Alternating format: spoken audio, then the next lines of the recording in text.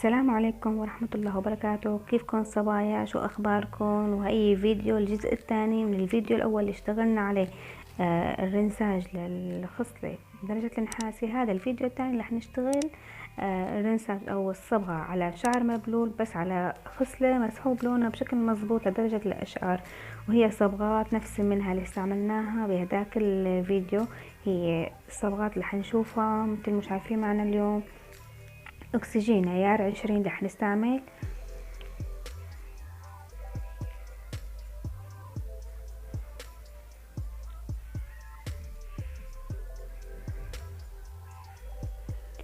ورح نستعمل صبغة سوداء.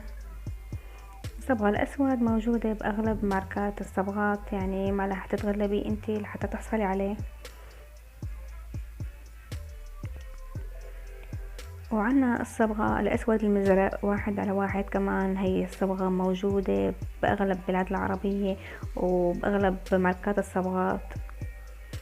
وعنا صبغة اللون البنفسجي كمان، هي الصبغة متواجدة، هي من الصبغات المصححات. انا رح استعمل ربع انبوب من صبغة الاسود، ورح استعمل نقطة من صبغة بنفسجي ونقطة من صبغة اسود مزرق، ورح نستعملهم على الشعر ونشوف كيف النتيجة رح تطلع معنا. بالنسبة للبنات اللي عم تشتغل الصبغات وتصبغ شعر او تعمل رنساجات، لما تشتغلي بالرنساج وتستعملي الوان الرنساج، فرضا الاسود المزرق فرضا البنفسجي، انتي انتبهي ما تكتري من الصبغة. خلص نقطة واحدة هي كافية لكامل الشعر. انتي اذا حطيتي نقطتين انتي رح يتغير معنا كل شي اشتغلناه، ورح يتغير معنا لون الشعر. فرضا حطيتي نقطتين من اسود مزرق رح يطلع معك الشعر على ازرق، اذا طولنا فيه بالمدة اكيد رح يطلع معك الشعر على ازرق وما رح يعطي لون مظبوط. اذا كترتي من البنفسجي كمان رح يطلع معك الشعر على لون بنفسجي. يعني انت المصححات نقطة واحدة نحن رح تكفينا وبس. رح نعتمد نحن على الصبغة المطلوبة. فرضا هلا الاسود الاسود عادي مثل ما شايفين، انا رح احط ربع العبوة كاملة اذا كان عندي منك شعر كتير وطويل. وفرضا انت ما في عندي منك كمان اسود كمية منيحة، فيك تحطي مقدار معلقة من معلقة كبيرة، وبس بدك وقت اكتر حتى يعطيك اللون، يعني بيتحمل وقت اكتر على الشعر. نحن هي صبغة على شعر مبلول، هي ما اسمها رنساج، هي صبغة على شعر مبلول.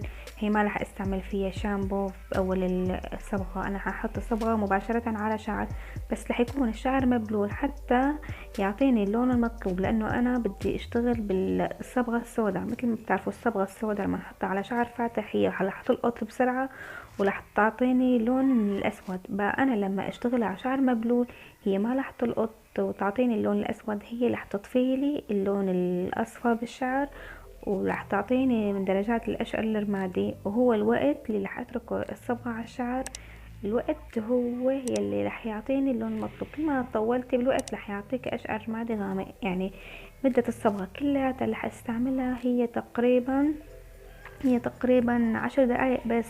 يعني اللي بده يشتغل لك على شعرك ويحط لك الصبغة بدها تكون حركة ايده سريعة بسرعة ويصبغ كامل الشعر، مشان ما تطول على الشعر ويعطيكي درجات غامقة. مو شايفين بالفيديو نحن هلا حطينا ربع علبة صبغة اسود ونقطة صبغة بنفسجي ونقطة صبغة اسود مزرق، ورح اخلطهم مع اكسجين عيار 20، اخلطهم منيح منيح ونحطهم على الخصلة ونشوف كيف لونها رح يطفي. هي زودت شوي من عيار من الاكسجين.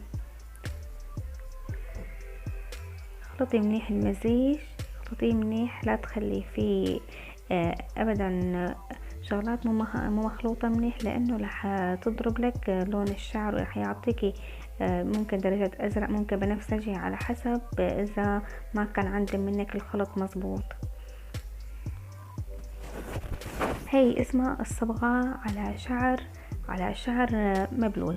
انا هذا الفيديو اشتغلته على شعر مسحوب لونه لدرجة الاشقر مثل ما شايفين معنا الخصلة اليوم، وانا اشتغلته كمان على خصلة لونها نحاسي على شعر لونه نحاسي، انا بفيديو تاني فوتوا على القناة واتفرجوا عليه على خصلة شعر، على خصلة لونه نحاسي كمان طلع لونه كتير كتير حلو، كتير لون مظبوط، طلعت من درجات الاشقر للرمادي الغامق. فيك تفوتي تشوفي الفيديو وتتابعيه، واذا عجبك يعني وما كان عندي منك انت السحب مظبوط رح تركز معك هي الخلطة. شوفوا هلا عنا اول ما حطيت المادة مباشرة دغري بيطفي الشعر، يعني لما يكون شعرك من درجات الاشقر الفاتح بيلقط اللون بشكل سريع كتير.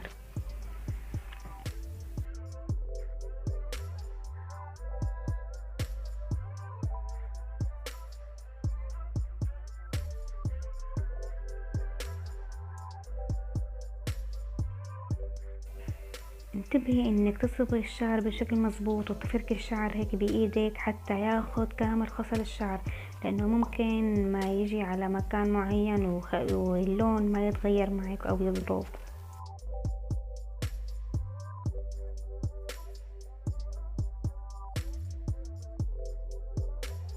اذا فرضا انت حابة تعملي شعرك من الاصفر لدرجات البلاتيني، بكفي لهي الدرجة اللي وصلت لها انا معي بالفيديو انه تغسلي شعرك، وشعرك رح يكون من درجات البلاتيني اللي كتير حلو وكتير هادي.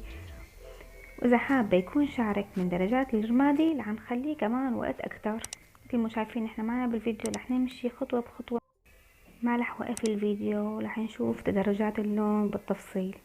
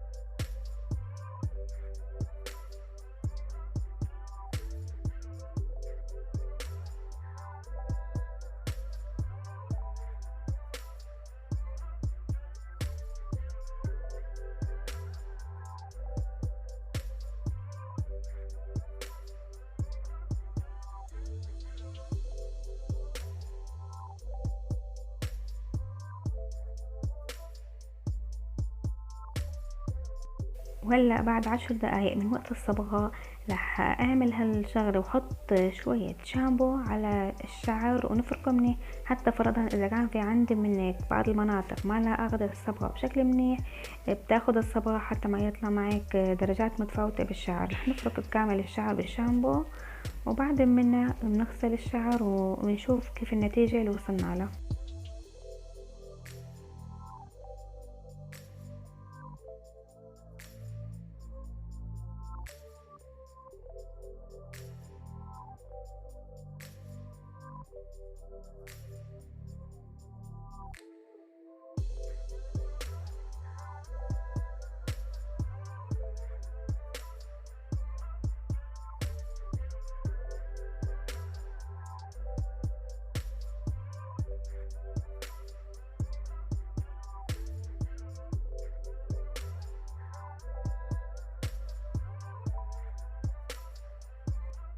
وهلا بكفي اللون معنا لهون، رح نغسل الخصلة ونشوف كيف اللون طلع معنا.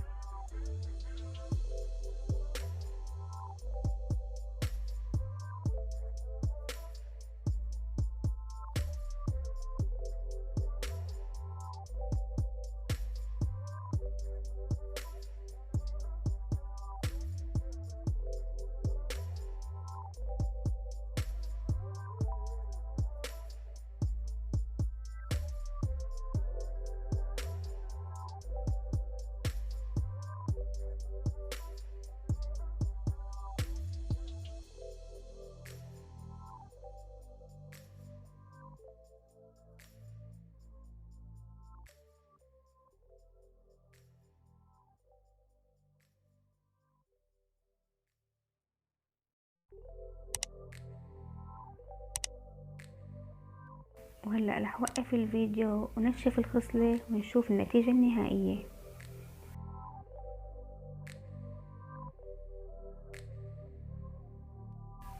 وهي اللون النهائي اللي طلع معنا من درجات الأشقر الرمادي الفاتح أو الأشقر الفضي.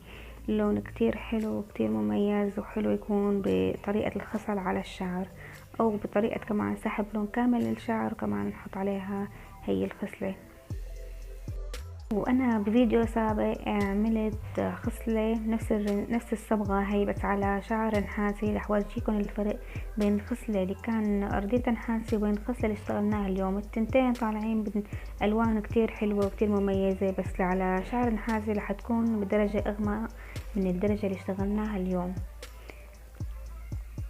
شايفين تفاوت الالوان، اللونين كتير حلوين وكتير مميزين. يعني فرضا طلع معك كده اشقر نحاسي شعرك رح يطلع معك مثل اللي على اليمين، واشقر فاتح رح يطلع مثل اليسار.